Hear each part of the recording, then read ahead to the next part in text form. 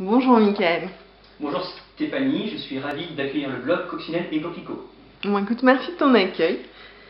Je souhaiterais bénéficier de tes recherches personnelles sur les substituts du sucre. Alors je vais me permettre de te poser quelques questions. Un préjugé répandu dit que le sucre roux serait plus diététique que le sucre blanc. Peux-tu nous expliquer pourquoi c'est faux? En effet Stéphanie, c'est très largement faux. Tout d'abord, il y a plusieurs sortes de sucre roux. Il y a du sucre de canne roux, du sucre de betterave roux et également du sucre blanc qui est recoloré au caramel. Je vais vous parler avant tout du sucre de canne roux qui est la cassonade. Donc ce sucre roux, il est un peu moins raffiné que le sucre blanc. Donc il contient un peu moins de saccharose et un peu plus de vitamines et minéraux. Cependant, les quantités sont très faibles, donc on peut les considérer comme étant négligeables. Si on veut avoir des quantités significatives de ces vitamines et minéraux, il faut se tourner vers le sucre complet. Donc pour rappel, le sucre est constitué de saccharose, qui est transformé par notre organisme en glucose et fructose. Et quand on consomme beaucoup de sucre, il a été prouvé qu'il y avait des effets délétères sur la santé à long terme, comme l'augmentation de cancer et le diabète.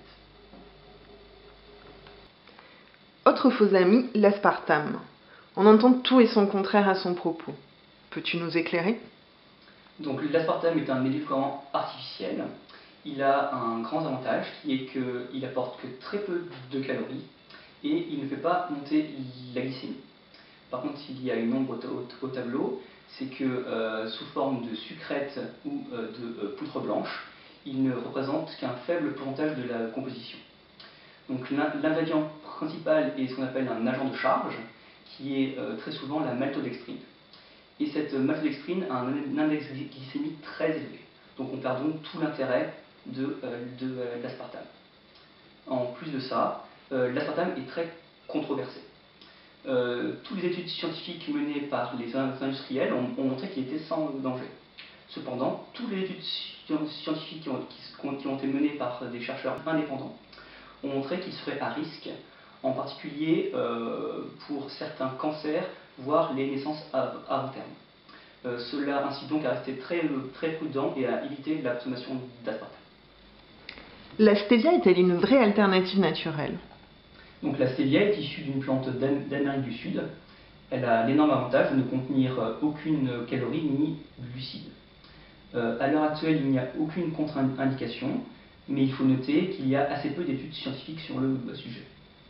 Par contre, comme pour l'aspartame, elle ne représente que quelques pourcents de la composition. Elle a donc tous les défauts de son agent de charge, qui est également relativement souvent la maltodextrine. On perd donc tout l'intérêt nutritionnel de la stevia. Cependant, il existe des poudres qui sont très concentrées en stevia. Et aussi, je vous conseille de lire attentivement les étiquettes. On commence à trouver du sirop d'agave en supermarché. Est-ce l'édulcorant naturel d'avenir? Le sirop d'agave est extrait de l'agave bleue, qui est un cactus mexicain. Il possède un index glycémique très faible. Ceci est dû à sa faible teneur en glucose et sa forte teneur en fructose. Il faut savoir que le fructose est métabolisé de manière différente du glucose et ne fait pas augmenter la glycémie. Par contre, consommé en excès, il fait augmenter le taux de triglycérides sanguins.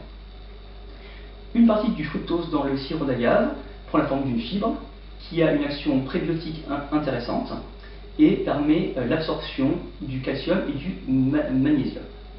Le sirop d'agave est donc un bon substitut au sucre, même s'il faut le consommer avec modération. Perso, j'adore le goût du miel. Est-ce un bon choix? Il existe différents types de miel en fonction des plantes qui ont été butinées par les abeilles. Son index glycémique varie assez sensiblement en fonction de ces types de miel. Et cela dépend principalement de leur composition en glucose et fructose. En général, les miels clairs ont un index glycémique faible, tandis que les miels foncés ont un index glycémique plus élevé qui peut même être équivalent à celui du sucre. Cependant, les miels plus foncés ont une plus grande concentration en produits antioxydants, enzymes et vitamines, qui sont très bénéfiques. En particulier les flavonoïdes, qui ont une action protectrice contre certains cancers. De plus, le miel a une action prébiotique qui est favorable pour la flore intestinale. Je recommande donc le miel qu'il faut consommer de manière raisonnable. Parmi les édulcorants que l'on vient d'évoquer, lesquels méritent d'être achetés en bio? D'un point de vue strictement nutritionnel, il n'y a pas d'intérêt à acheter du sucre bio. Par contre, la stevia bio subit moins de traitements chimiques et peut être intéressante. De même, l'extraction du sirop d'agave bio se fait de manière naturelle, donc sans contamination chimique. Et évidemment, le miel bio est recommandé car il certifie que les plantes butinées n'ont pas été exposées aux pesticides. Pour cuisiner mon gâteau au chocolat préféré, j'ai besoin de chauffer le sucre à 180 degrés. Alors est-ce que je peux le remplacer par n'importe lequel des édulcorants? Le sucre roux peut être chauffé sans risque supplémentaire pour la santé. Mais attention, il ne faut pas chauffer l'aspartame car cela pourrait conduire à la formation de nitrosamine qui est un produit cancérigène. De plus, il va perdre son pouvoir sucrant, donc à éviter. Par contre, la stevia et le sirop d'agave peuvent être utilisés en cuisine. Mais il faut tenir compte de l'amertume de la stevia dans la recette de ton gâteau. En ce qui concerne le miel, il ne faut mieux pas le chauffer pour qu'il conserve les antioxydants, enzymes et vitamines. Eh bien merci Michael pour le temps et les connaissances que tu viens de partager avec nous. Et peut-être à bientôt pour une nouvelle intervention.